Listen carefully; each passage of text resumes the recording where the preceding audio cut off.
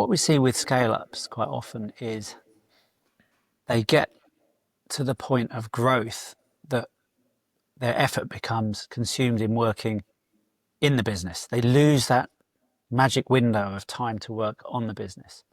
And it's working on the business in advance of that, for example, actually making a platform selection and implementing it, that retains the overhead of capacity to be in control of the business.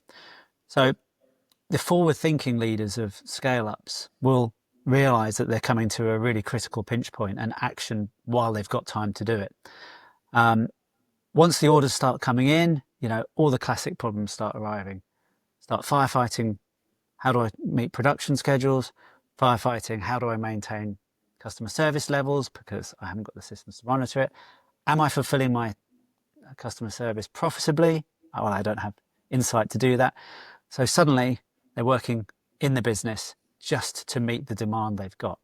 So having a clear forward view with a good strategic plan that includes an understanding of how to scale up is how smart startups and scale-ups avoid that problem. And what that allows them to do is focus on the things that made them successful in the first place, working on the business, working on their market value proposition, and actually delivering products and services to their clients in a scalable way that retains quality and profitability.